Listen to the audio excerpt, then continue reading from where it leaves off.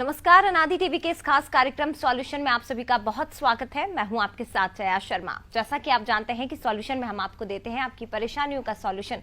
तो आज हम बात करने वाले हैं आपके दांतों से संबंधित समस्याओं के बारे में। जी हाँ, क्योंकि दांतों से संबंधित समस्याएं आजकल आम हो चली हैं और ऐसी समस्याएं जिस पर आप और हम ध्यान नहीं देते, लेकिन आगे चलकर ये छोटी सी समस्या बड़ा रूप और बड़ी गंभीर बीमारी के रूप में हमारे सामने आ जाती हैं। तो क्या है दांतों से संबंधित आम बीमारियां जिन पर आप और हम ध्यान नहीं देते, कैसे इनका इलाज आप करवा सकते हैं या कैसे अपने दांतों की देखभाल आप कर सकते हैं, इसी पर हम बात करेंगे। हमारे साथ स्टूडियो में खास मेहमान मौजूद हैं, डॉक्टर आलोक दीवान, दंत रोग विशेषज्ञ हैं। डॉक्टर दीवान, बहुत स्वागत है आपका। और आप भी इस समस्या से रिलेटेड कोई सवाल अगर पूछना चाहते हैं तो नंबर्स लगातार आपकी टीवी स्क्रीन पर फ्लैश हो रहे हैं, आप उस नंबर पर कॉल करके अपने सवाल पूछ सकते हैं। डॉक्टर दीवान, सबसे पहला सवाल तो यही है, क्योंकि दांतों से रिलेटेड प्रॉब्लम आजकल जैसा कि मैंने कहा है बहुत ज्यादा आम हो गई है। आप डेंटिस्ट हैं, तो आप कैसे पेशेंट्स को डेली फेस करते हैं? किस तरह के पेशेंट्स आपके पास किन किन बीमारियों को लेकर आते हैं और क्या है आम बीमारियां दांतों से रिलेटेड? मुख्य तौर पे देखने में ये आया है कि सबसे ज़्यादा जो बीमारियां हैं वो मसूड़ों से संबंधित है। जी। साथ ही साथ एक और समस्या जो अभी मॉडर्न वर्ल्ड में डेवलप हो रही है वो है कैविटीज़ की। जी। क्योंकि जो हमारा खान पान है वो उसमें काफ़ी ज़्यादा बदलाव आया पिछले 20-25 सालों में। बिल्कुल। तो कैविटीज़ और मसूड़ों की समस्या ये मुख्य तौर पे देखने में आती समस्या है। लेकिन ये जो समस्याएं आपके सामने आती हैं डॉक्टर दीवान, कैसे पेशेंट इनसे जूझते हैं? क्योंकि जब मसूड़ों से रिलेटेड प्रॉब्लम होती है या दाढ़ से रिलेटेड थोड़ी सी भी समस्या आती है पेशेंट को, तो ऐसा लगता है कि बहुत ज्यादा दर्द उनको फेस करना पड़ता है, बहुत ज्यादा तकलीफ से उन्हें गुजरना पड़ता है। तो इसके बारे में आप हमारे दर्शकों को बताइए कि क्यों होती है ये समस्या, क्या उनके खान पान का उन्हें ध्यान रखना चाहिए और किस तरह से इसे दूर किया जा सकता है? जो आमतौर पे पेशेंट्स आते हैं जिनके जो सबसे पहले कंप्लेंट पेशेंट्स की होती है मसूड़ों से खून आने की। जी। तो मसूड़ों से खून आने की जो कंप्लेंट होती है वो सबसे पहली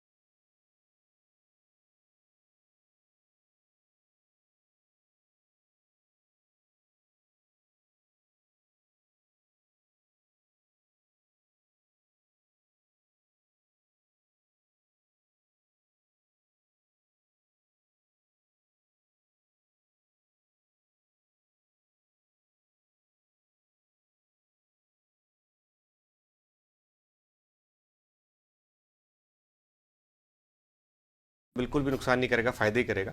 और सीजन का देखा जाए तो दांतों पे कोई भी ऐसा सीधा संबंध नहीं है कि दांतों की कोई बीमारी पर्टिकुलरली ठंड में होगी या गर्मी में होगी।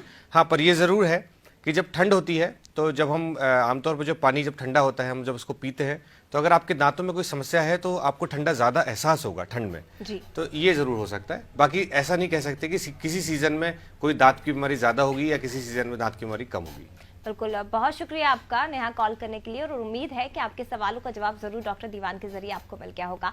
डॉक्टर दीवान, जिस तरह से हम दांतों से रिलेटेड प्रॉब्लम के बारे में बात कर रहे हैं, बच्चों से की अगर बात की जाए तो बच्चों में किस तरह की समस्याएं होती है? क्या बड़ों की और बच्चों की समस्याओं में अंतर होता है? दांतों की जो प्रॉब्लम्स होती हैं बिल्कुल, बच्चों में जो आमतौर पर देखने आया है वही कीड़े लगने की समस्या बहुत ज़्यादा देखने को आई है जी।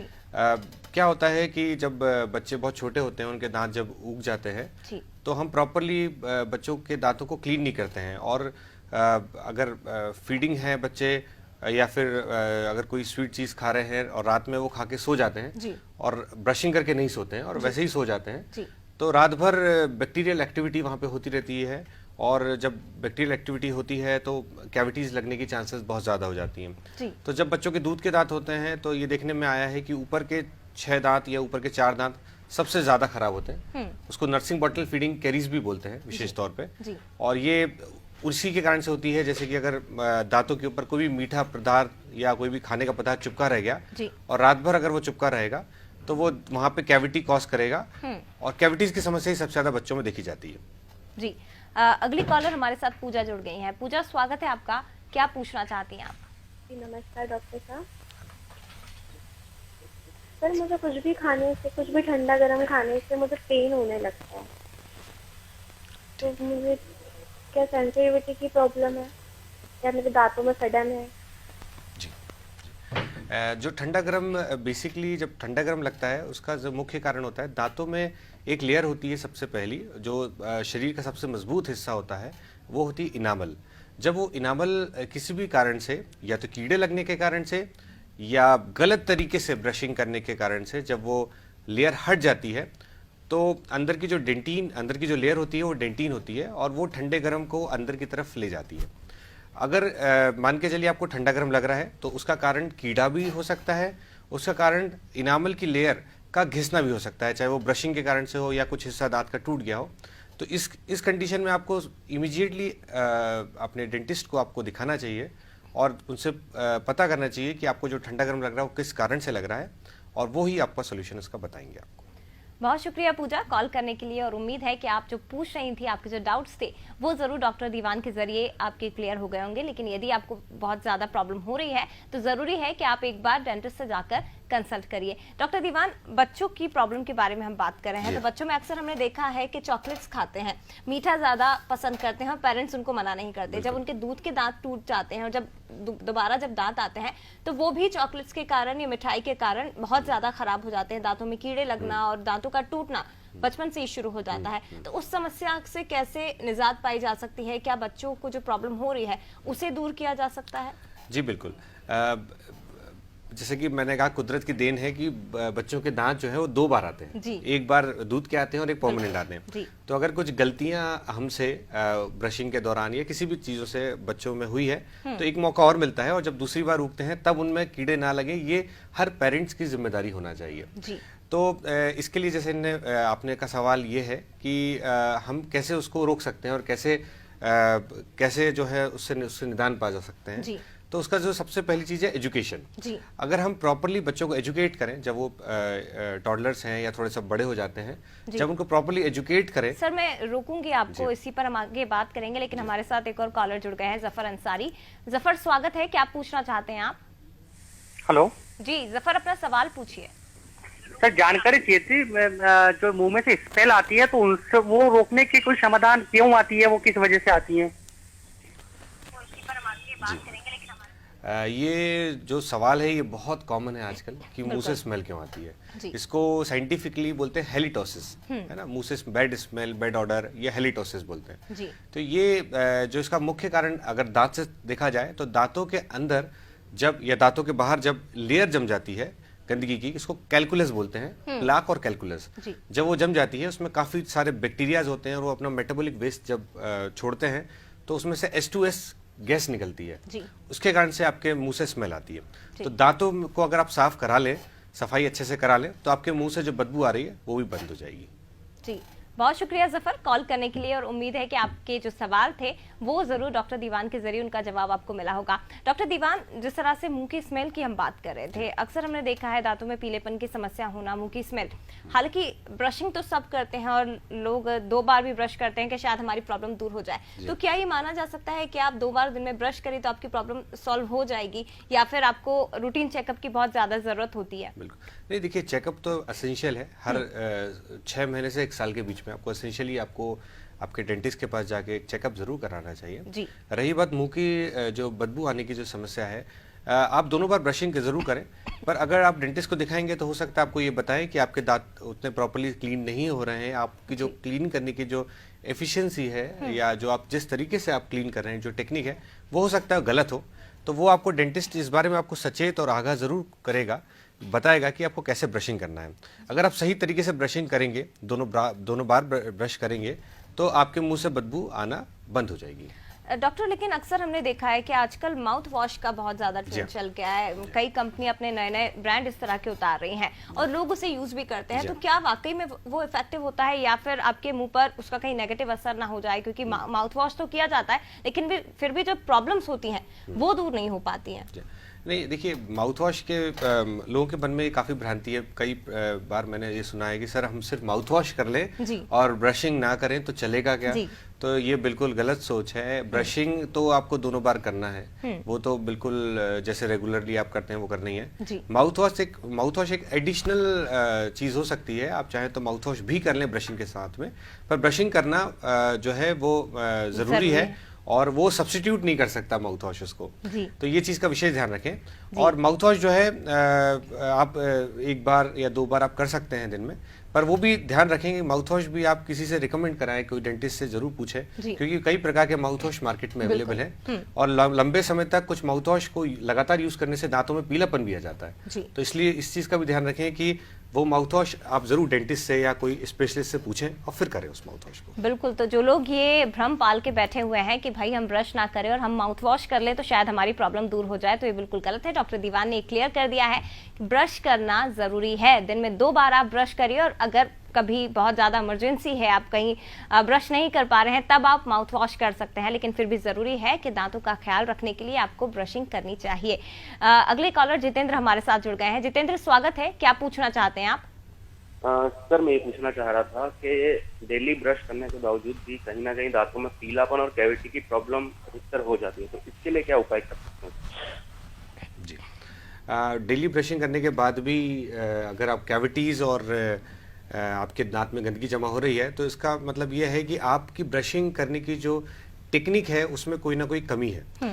और उसके बाद भी ऐसा नहीं है कि कैविटीज या कोई आपको बीमारी दांतों में ना हो, उसके लिए आपको ज़रूरी है कि साल में एक आप चेकअप कराएं, ताकि इनिशियल स्टेज में कोई भी बीमारी को पकड़ा जा सके और उसको ठीक किया जा सके। अगर आप उसको इग्नोर करेंगे और अगर आप उसको सही समय पर डेंटिस्ट को नहीं दिखाएंगे, तो बीमारी बढ़ जाएगी, समस्या बढ़ जाएगी और फिर आपको एक लंबा इलाज कराना पड़ेगा। तो इसलिए आप ज़रूर डेंटिस्ट को दिखाएं, दोनों टाइम ब्रशिंग करते हैं, ये आपके लिए अच्छी बात है। बिल्कुल, बहुत शुक्रिया जितेंद्र कॉल करने के लिए, लेकिन ये जरूरी है कि केवल जितेंद्र ही नहीं बल्कि आप लोग भी टाइम पर डेंटिस्ट के पास जाकर अपना रूटीन चेकअप करवाइए, ताकि आपके दांतों में अगर थोड़ी भी समस्या है जिसका आपको अंदाजा भी नहीं है, वो समस्या डेंटिस्ट के जरिए दूर की जा सके। डॉक्टर दीवान, बच्चों से रिलेटेड बात करें, लेकिन अब महिलाओं की अगर हम बात करते हैं, प्रेगनेंसी के टाइम खान पान में बदलाव आता है, महिलाओं की अलग से डाइट उनको दिया जाता है और उस समय उनके दांतों में कई तरह की प्रॉब्लम्स होती है, बॉडी में कई तरह की प्रॉब्लम होती है, तो उस समय महिलाओं को क्या ध्यान रखना चाहिए प्रेगनेंसी के टाइम? जैसे प्रेगनेंसी के टाइम पे सबसे पहले तो ये बताना चाहता हूँ कि जब प्रेगनेंसी होती है तो कई सारे हार्मोनल चेंजेस होते हैं। बिल्कुल, जब शरीर में हार्मोनल चेंजेस होते हैं तो कई बार छोटा सा गंदगी भी अगर मसूड़े में जमी है तो वो एक्सरेट रिस्पॉन्स करते हैं और उसके कारण से मसूड़े जो हैं वो सूज जाते हैं, वो उसमें सूजन आ जाती है और ब्लीड भी करने लगते हैं। तो ये आमतौर पे भ्रांति है कि हमें प्रेगनेंसी के टाइम पे दांत को जो है वो दिखाना नहीं है, चेकअप नहीं कराना है या इग्नोर करना है, ऐसा बिल्कुल नहीं है। आप प्रॉपरली प्रेगनेंसी के टाइम भी डेंटिस्ट को दिखा सकते हैं। अगर मसूड़े ब्लीड कर रहे हैं तो आप तुरंत उसका इलाज जरूर कराएं और उसको सुलझाएं उस समस्या को। जी, लेकिन अगर बॉडी में कोई प्रॉब्लम आ रही है, आपके दांतों से रिलेटेड कोई प्रॉब्लम है, मान लीजिए दाढ़ का दर्द अगर महिलाओं को हो रहा है प्रेगनेंसी के टाइम, तो क्या उसका इफेक्ट बेबी पे भी पड़ सकता है? बिल्कुल, देखिए क्या होता है कि अगर आप सबसे पहले तो नॉर्मल लाइफस्टाइल में चेंज हो जाता है। अगर आपके दांत में दर्द है, तकलीफ है, तो आप डेली का खाना पीना आप नहीं कर पाओगे प्रॉपर्ली, क्योंकि दांत में दर्द है तो आप अच्छे से नहीं खाओगे, आपकी डाइट में कहीं ना कहीं कमी रह जाएगी। और प्रेगनेंसी के टाइम पे डाइट का ध्यान रखना बहुत जरूरी होता है। तो इसलिए दांत को तो वैसे भी आपको स्वस्थ रखना है, और ये भी देखने में आया है कि जो दांत की जो बीमारी है वो शरीर में भी फैल सकती है। और कुछ स्टडीज तो ये भी कहती हैं कि बच्चों में भी कई बार उसके इन्फेक्शन वगैरह जा सकते हैं। तो हमें जो है, अगर कोई बीमारी है दांत की प्रेगनेंसी के दौरान भी, तो उसको बिल्कुल इग्नोर ना करें और उसको प्रॉपर्ली उसका चेकअप, ट्रीटमेंट जो भी हो सकता है वो कराएं आप। बिल्कुल। तो प्रेग्नेंट लेडी अगर आपके घर में है, यदि आप खुद प्रेग्नेंट है, तो ये ध्यान रखिएगा कि आपके दांतों में अगर थोड़ी सी भी समस्या आ रही है, चाहे दाढ़ का दर्द हो या हल्का फुल्का ही दर्द आपके दांतों में हो रहा हो, तो जरूरी है कि आप एक बार जाकर डेंटिस्ट से कंसल्ट कर लीजिए, क्योंकि आपकी जो समस्याएं हैं, आपके गर्भ में पलने वाले बच्चे के ऊपर भी इसका असर कहीं ना कहीं हो सकता है, जो कि खतरनाक है। इसलिए जरूरी है कि टाइम टाइम पर रूटीन चेकअप लीजिए और प्रेगनेंसी के दौरान डॉक्टर्स के पास तो जाइए, लेकिन इसके साथ ही डेंटिस्ट से भी कंसल्ट करिए। कॉलर हमारे साथ हर्ष जुड़ गए हैं। हर्ष, स्वागत है। क्या पूछना चाहते हैं आप? मेरा सवाल है, जब मैं मुझे सेंसिटिविटी की बहुत ज्यादा प्रॉब्लम है, ठंडा गर्म खाता हूँ तो बहुत ज्यादा दांतों में परेशानी होती है, उसके लिए क्या कोई घरेलू उपाय है? जी, देखिए, एक बार जब दांत में ठंडा गर्म बहुत ज्यादा लगने लगे तो इसका मतलब यह है कि आपके किसी न किसी दांत में या तो कीड़ा लगा हुआ है या उस दांत के इनामल की लेयर का क्षरण हो गया है, वहां से वो घिस गई है। तो अगर ज़्यादा लग रहा है तो इसका कोई ऐसा घरेलू उपाय नहीं है, आपको डेंटिस्ट के पास जाना ही पड़ेगा और जाके आपका उस दांत का या उस तकलीफ का इलाज आपको कराना ही पड़ेगा। जी, बहुत शुक्रिया जितेंद्र कॉल करने के लिए। डॉक्टर दीवान, रूट कैनाल की हमने बात कर ली, लेकिन आजकल हम बहुत ज़्यादा सुन रहे हैं ओरल कैंसर। क्या होता है ओरल कैंसर और किस तरह से मरीज के जो दांत है या मुंह पे पनपने लगता है, क्या प्रॉब्लम इसमें फेस करनी पड़ती है पेशेंट को और क्या ध्यान रखना चाहिए? ओरल कैंसर आज हमारे देश में तीसरा प्रमुख कारण है, सारे कैंसरों को जोड़ लें तो तीसरा प्रमुख कारण है कैंसर्स में डेथ का। जी। आप ये मान के चलिए कि हर 1 लाख लोग में से 20 लोग आज ओरल कैंसर से ग्रसित हैं। 30% लोग जो हैं वो जो कैंसर है जिनको, वो ओरल कैंसर से ग्रसित है।